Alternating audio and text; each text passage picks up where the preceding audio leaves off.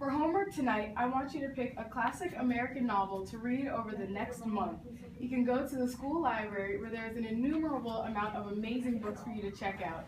Please do not spark note your novel because I really want you to benefit from the rich text and historical information that these novels have to offer.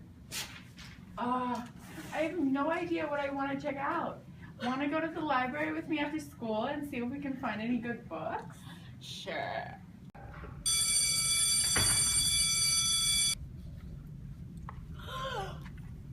Look at this book, The Scarlet Letter. I wonder what it's about. Let me look it up on my iPhone. The Scarlet Letter, published in 1850 by acclaimed author Nathaniel Hawthorne, is set in America's Puritan past.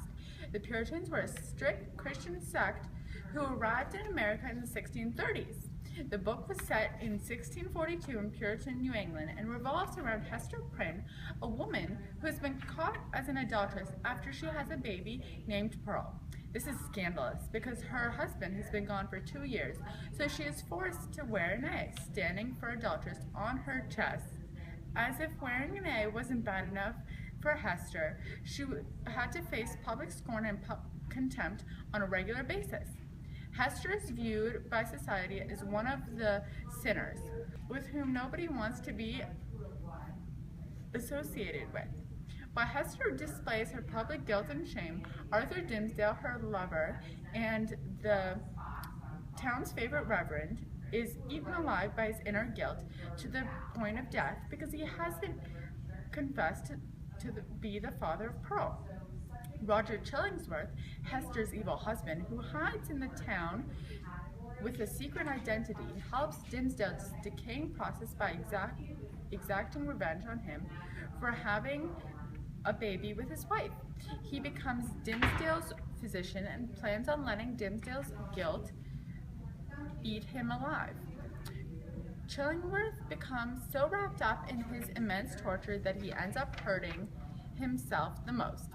Hester and Dimmesdale's baby Pearl, who is a physical symbol of Hester's sin, is also an outcast and somewhat demonic. She is most herself in nature and always has an elf-like personality.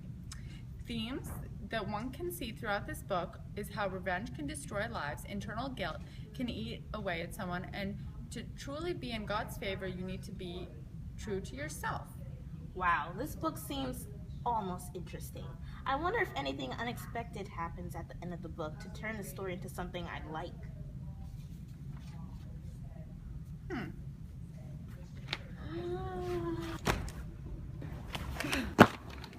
Whoa! Where am I? What's going on?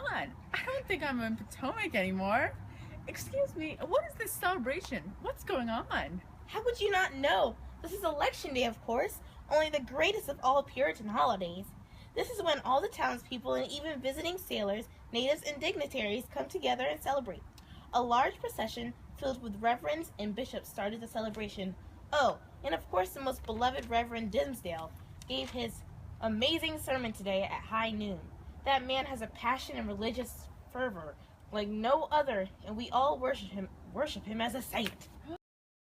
Ironically, Hester is standing alone as she is at her lowest point, while Dimmesdale is at his highest.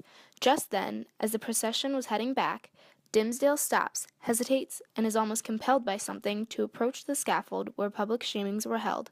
Most notably Hester's, 7 long years ago, when she stood alone to face her public shaming, while baby Pearl cringed at the sunlight in her arms. Come hither, little Pearl. Madman, hold! What is your purpose? Wave back that woman, cast off this child. All shall be well. Do not blacken your fame and perish in dishonor. I can yet save you. Would you bring infamy on your sacred profession? Ha, temper! Methinks thou art Thy power is not what it was. With God's help, I shall escape thee now.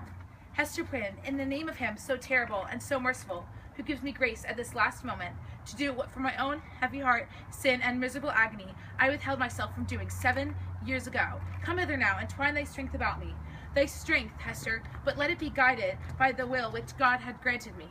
This wretched and wrong old man is opposing it with all his might, with all his own might and a fiend's. Come, Hester, come support me yonder scaffold.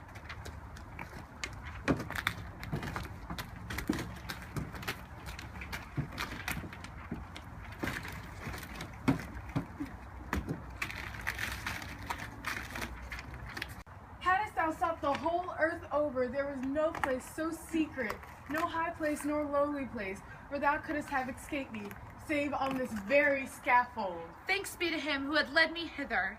Is it not better than what we dreamed of in the forest? I know not. Better, yea, so we may both die, and little Pearl die with us. For thee, Pearl, be it as God shall order, and God is merciful. Let me now do the will with head grant me plain before my sight. For Hester, I am a dying man, so let me make haste to take my shame upon me. People of New England, ye that have loved me, ye that have deemed me holy, behold me here, the one sinner of the world. At last, I stand upon the spot where 7 years since I should have stood, where this woman, whose arm more than little strength wherewith I have crept hitherward, sustains me at this dreadful moment, from groveling down my face. Lo, the scarlet letter which Hester wears, ye have all shuddered at it, wherever her walk hath been, wherever so miserably burdened she may have hoped to find repose. It hath cast a lurid gleam of awe and horrible repugnance around her. But there stood one in the midst of you, at whose brand of sin and infamy ye have not shuddered.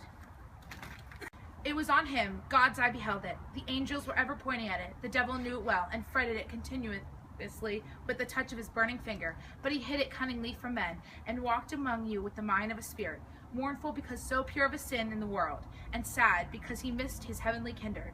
Now at the death hour he stands before you. He bids you look again at Hester's scarlet letter. He tells you that with all mysterious horror, it is but a shadow of what he bears on his own breast, and even this, his own red stigma, is no more than a type of what he has seared in his inmost heart.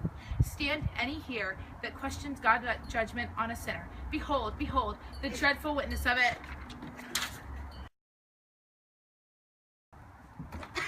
Thou hast escaped me! Thou hast escaped me! May God forgive thee. Thou too hast deeply sinned. My little Pearl, dear little Pearl, wilt thou kiss me now? Wilt thou not wander in the forest, but now wilt thou...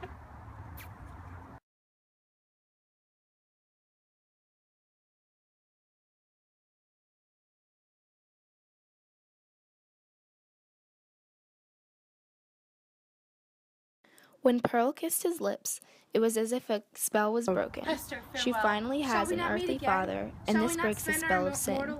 She is cleansed with her tears, and she also purifies Dimmesdale. They are both reborn, and now Pearl can be the truest version of herself. With those bright dying eyes, then tell me what thou seest. Hush, Hester, hush.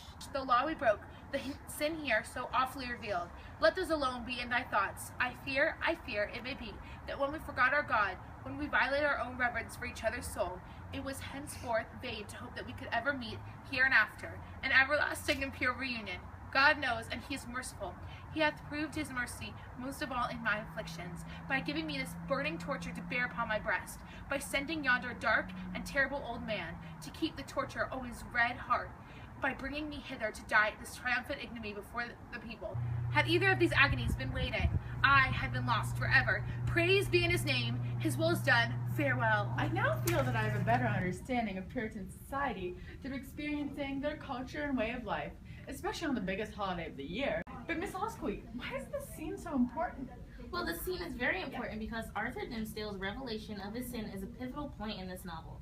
During the whole novel, Dimmesdale had been plagued with his inner guilt from committing his secret sin of adultery, with the exception of Chillingsworth, Hester, and Pearl knowing. He did not have enough courage in the past 7 years to reveal his sin until this moment. In this moment, Dimmesdale lets go of his inner guilt, the guilt that has been mentally and physically eating away at him for 7 years, and subsequently died. Dimmesdale finally dies because he finally has confessed his sins and is clean. Therefore, he can die peacefully in Hester's arms and know that he has made right his sins. For Dimmesdale, the only way to cope with his sin and escape from the evil torments of Chillingsworth is to stand on the scaffold and tell the community about his sin. When Dimmesdale reveals his sin to the entire community, the life is sucked out of Chillingsworth because he no longer has anyone to torture or torment. Chillingsworth's life revolved around getting revenge, but now that Dimmesdale's sin is out in the open there, Chillingsworth has nothing to live for anymore.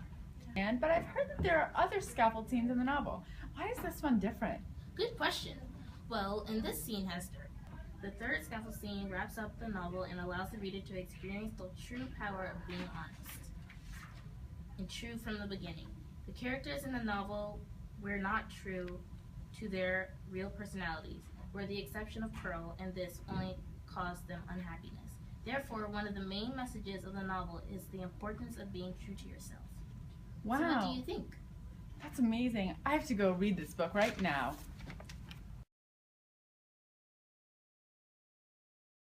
The physical symbol of Hester's sin is also a outcast and somewhat of a demoniac. She is most herself in nature and always has been gone for 2 years. So she is forced to wear an A, standing for adulteress, on her breast. As if it were an A, as if wearing an A wasn't bad enough for Hester, she had to face scorn and public contempt on a daily basis. Hester's It's as if Reverend Dimmesdale has something he wants to say.